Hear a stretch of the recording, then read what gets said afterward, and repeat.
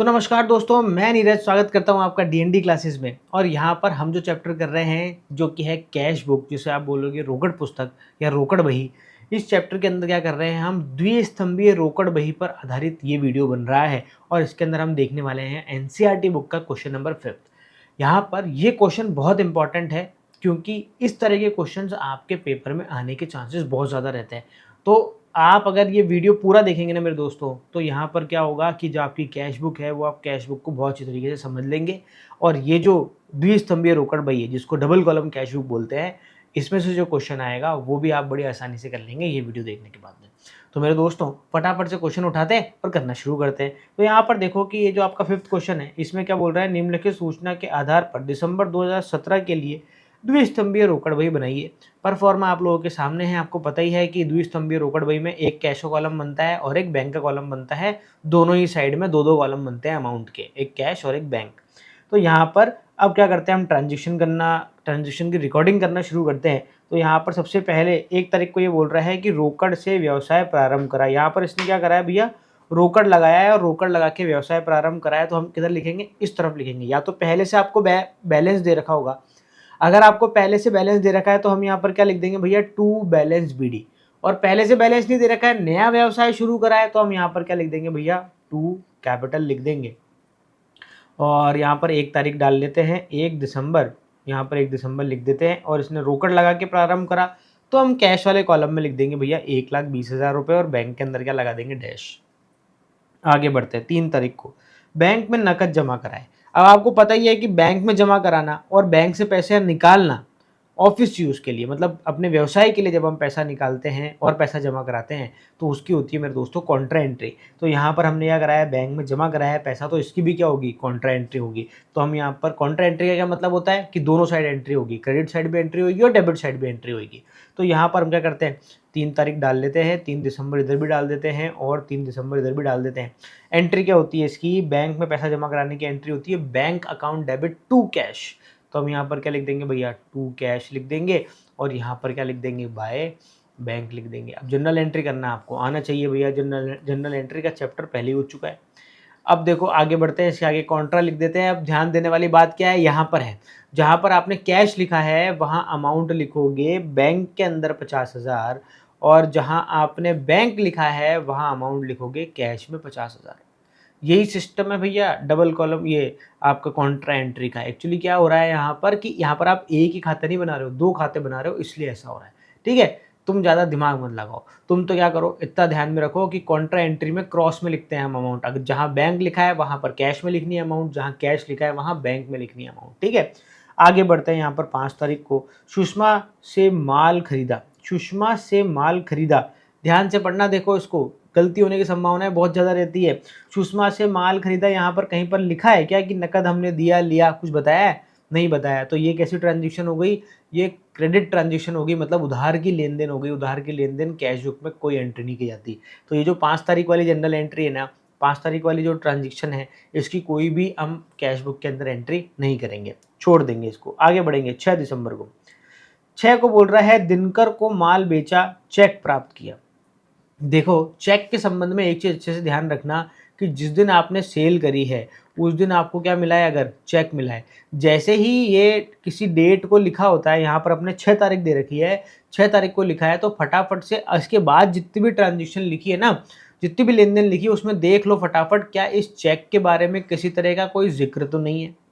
अगर इस चेक का जिक्र आगे किसी डेट पर है तो फिर यहाँ पर ये जो सेल हमने करी है, जिस दिन हमें चेक मिला है, इसको हम यहाँ पर कैश बुक के अंदर रिकॉर्ड नहीं करेंगे।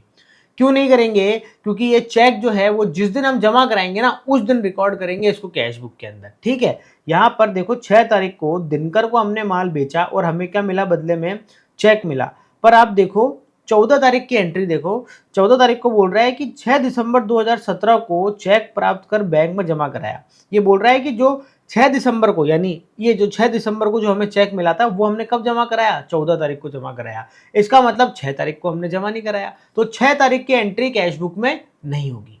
ठीक है, 6 तारीख की एंट्री कैश बुक में कब होती, जब हम ये चेक उसी दिन यानी 6 तारीख को ही बैंक में जमा करा देते, तब इसकी एंट्री 6 तारीख को हो जाती। ठीक है, अब इसकी एंट्री कहाँ होगी भैया, तो 6 तारीख की एंट्री होगी यहाँ मेरे दोस्तों बाहर। आपको क्या करना पड़ेगा, कैश बुक के नीचे नोट दिखाना पड़ेगा और नोट में यहाँ पर जनरल एंट्री बतानी पड़ेगी 6 तारीख की, 6 दिसंबर की एंट्री क्या होगी भैया, आपने दिनकर को माल बेचा था ना और उससे आपने चेक प्राप्त करा, तो यहाँ पर आप लिखोगे भैया चेक इन हैंड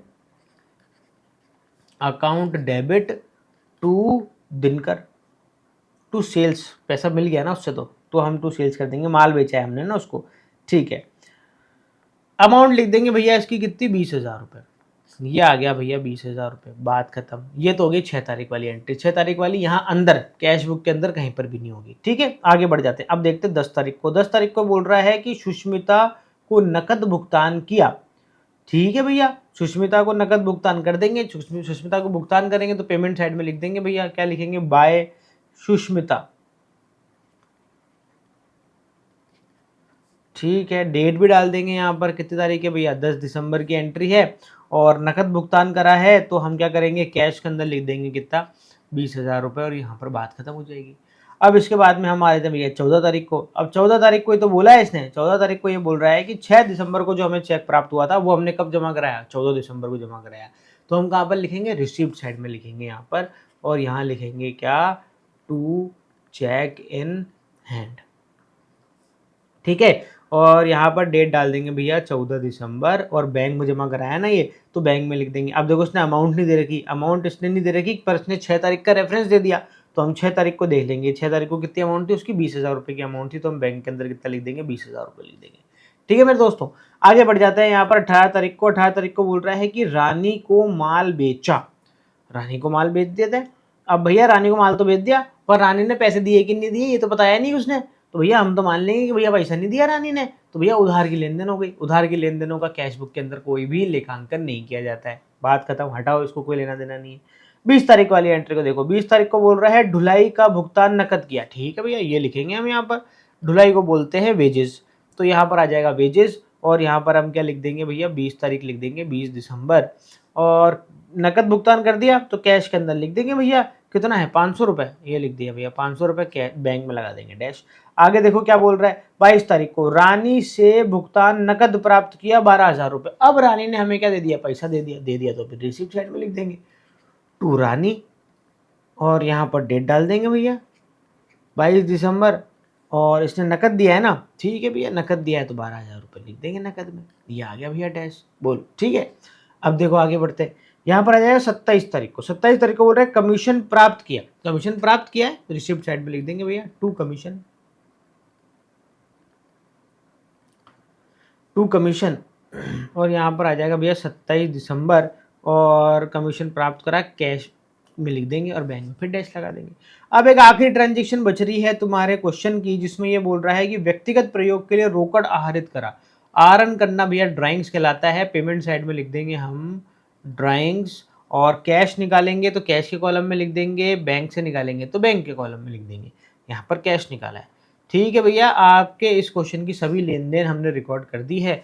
अब तो क्या किया जाए, इनका बैलेंस निकाला जाए। 2 लाइनें छोड़ो और 2 लाइनें छोड़ के क्या करो, ऐसे लाइन खींच लो, और लाइन खींच के अब क्या लगानी है आपको, टोटल लगानी है। सबसे पहले टोटल किसकी लगानी है भैया, कैश की टोटल लगानी है, ठीक है ना। सबसे पहले कैश की टोटल लगाएंगे, और कैश की भी कौन साइड की, डेबिट साइड की टोटल लगाएंगे। तो 1,20,000 दे रखा है, उसके बाद में 12,000 दे रखा है, और उसके बाद में 5,000 दे रखा है, तो इसकी आ रही है 1,37,000 आ रही है भैया यहाँ की टोटल। ये 1,37,000 आ रही है मेरे दोस्तों यहाँ की टोटल।